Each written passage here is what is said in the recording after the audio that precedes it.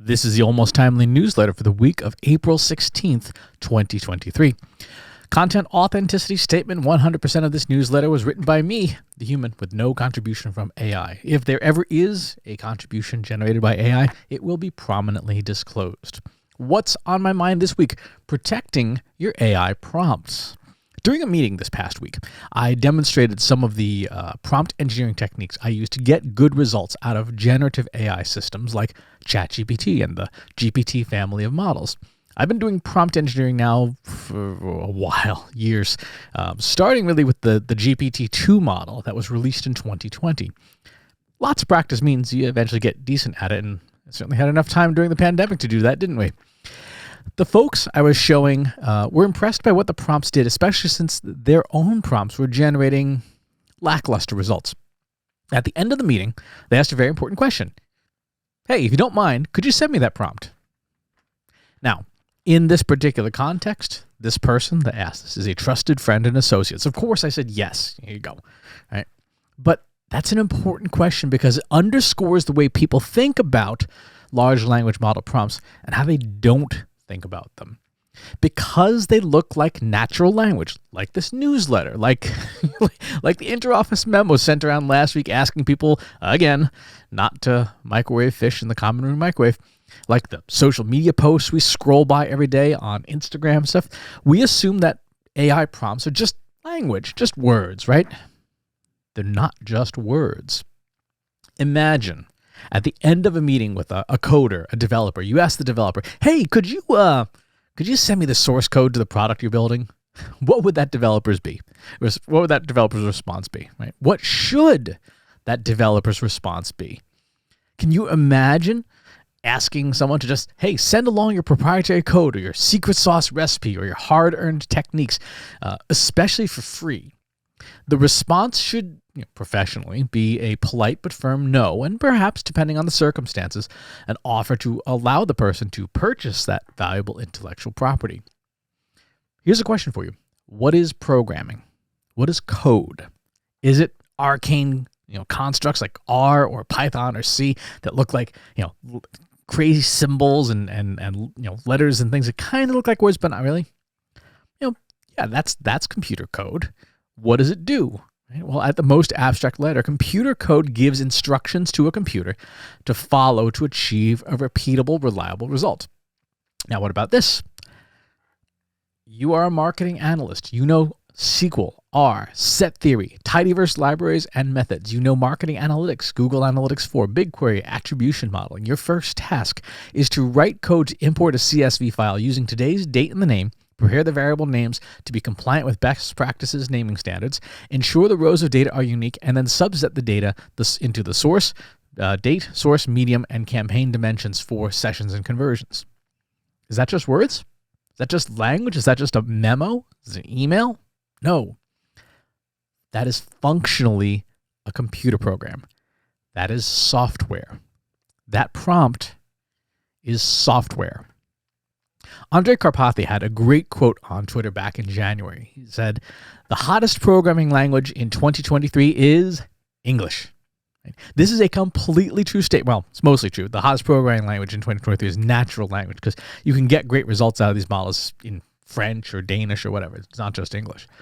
But this is a completely true statement thanks to large language models like the GPT family. Using plain language, we give computers instructions to generate reliable, repeatable results.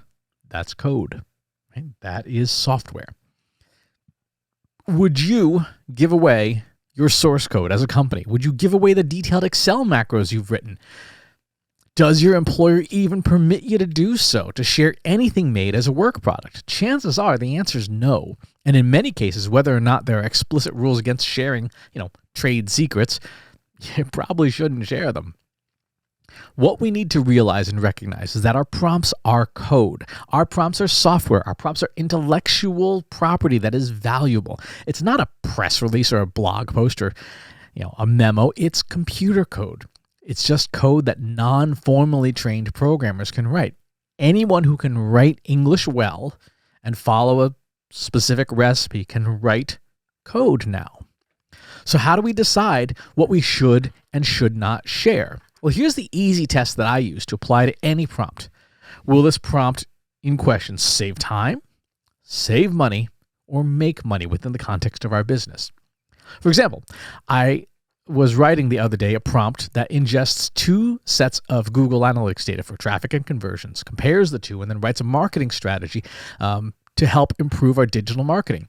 This prompt has been incorporated into some R code that I wrote that talks to OpenAI's GPT Turbo API so that it can run over and over again in an automated way against a roster of clients, right? The net result will be a great marketing analysis first draft that I can incorporate into the guidance that we give to our clients at Trust Insights. Am I about to share that prompt? Absolutely not. This is going to be part of the secret sauce of what we do as a company. The prompt itself is almost 2 pages long because of the special conditions that control it and make it do exactly what I want it to do. It's a prompt that will save our clients money and make my company money. So it triggers 2 of the conditions in the time and money rule. Now, I wrote a prompt the other day for a friend to take a first crack at some wedding vows. It was detailed and thorough, and the results it generated literally brought my friend to tears. Would I share that prompt?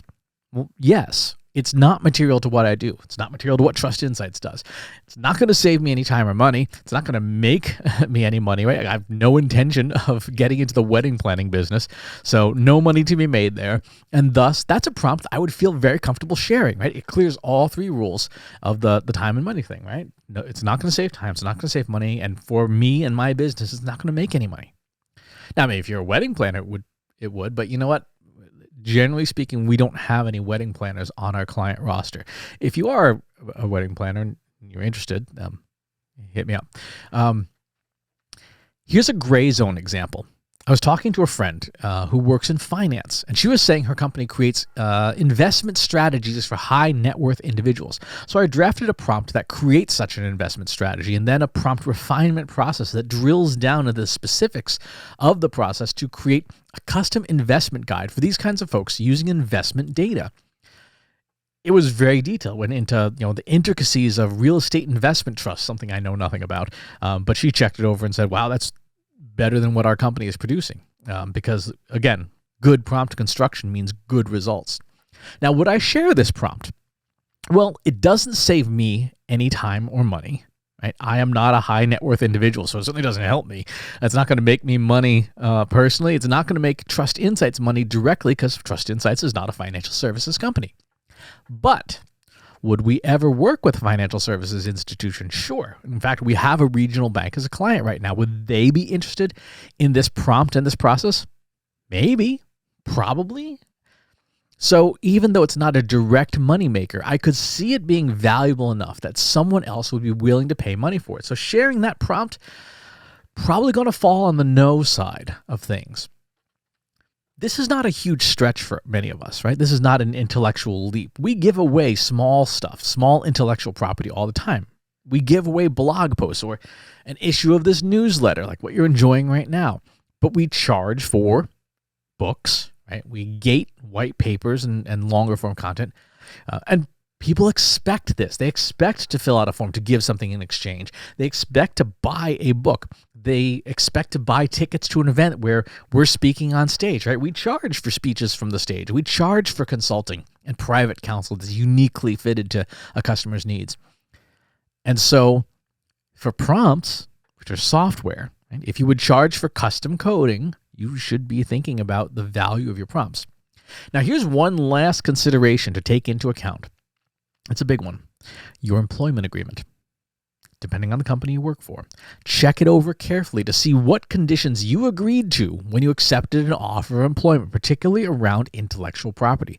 Some companies say, reasonably so, that anything you create at work is owned by them, right? Because you're at work to work, which means that prompts you wrote at work are no longer your property. They're no longer yours to give away or share any more than computer code that you wrote at work or a slide deck you made at work is yours to give away or share.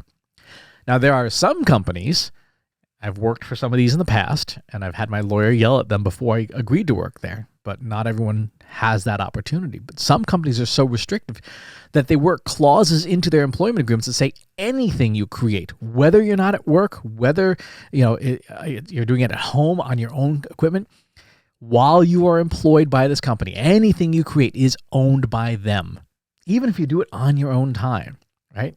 And because you signed the employee agreement as a condition of employment, you are legally bound by it. You need to check that out. Take a look at what you signed. For job seekers, inspect employment agreements carefully and request changes in it that are fair and equitable, right? It is more than reasonable to say that anything created by you at work, by request of your employer as part of the duties you are paid for in your job description, is owned by your employer. That is totally reasonable, right? But talk to an attorney, and a human one, not ChatGPT, about what protections you should ask for to keep things like prompts you write outside of work as your own intellectual property, especially if they save you time, save you money, or make you money. I did something similar when I started working at the last few companies. I specified things like, for example, marketing over coffee or my blog. Company doesn't own those. Company cannot lay claim to those and stuff. And those were, those negotiations took a little while, but we did eventually get there. But it would have been a bigger mistake to not have those negotiations at all. The key takeaway here is that prompts are not just casual pieces of text to fling around. I know that looks like an email, right? It's about as long as a decent email, but they're not. Treat them with care, consideration, and caution, especially if they save time, save money, or make money. If you're an employer, you need to have very clear policies in place, if you don't already, about how people should treat company intellectual property, because the average person isn't going to think of a prompt as code, but it is 100% code that you probably own. You are, of course, welcome to give away whatever you want. It's your life, it's your business. But employer or employee, I would advise caution before simply flinging prompts into the wind. Just the same way I would advise caution before open sourcing a piece of software that your business wrote. You might give away something valuable enough that other people would pay you money for it.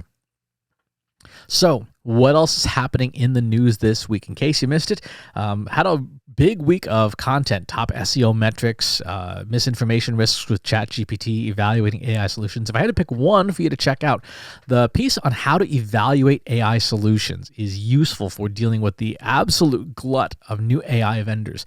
It's a 5-part process. If you're familiar with the Trust Insights 5 Ps, it's basically that in the context of evaluating vendors, because there are crazy numbers of new AI vendors popping up literally every day.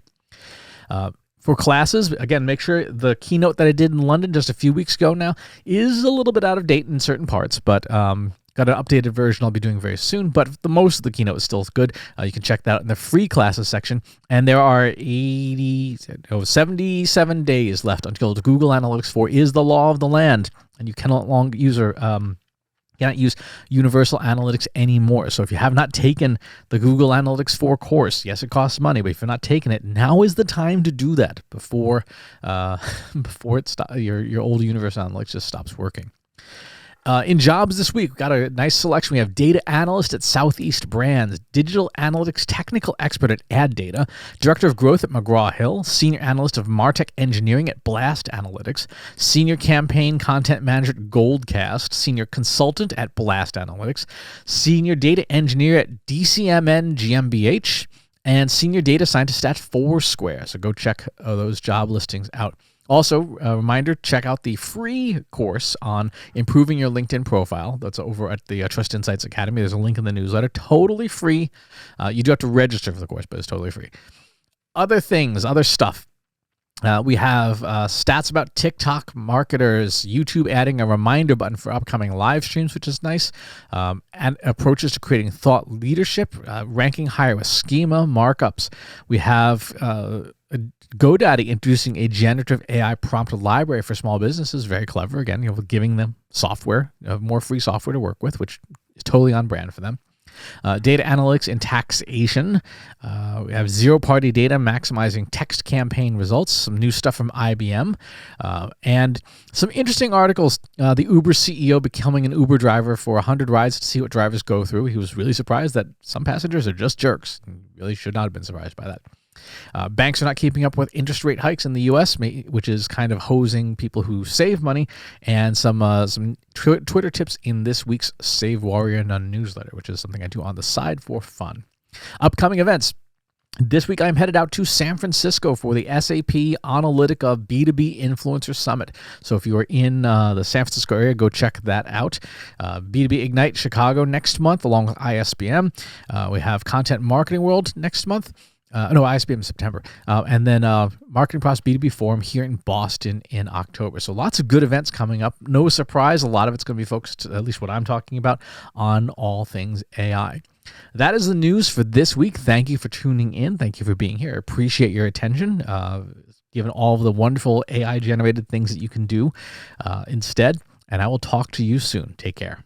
If you like this video, go ahead and hit that subscribe button.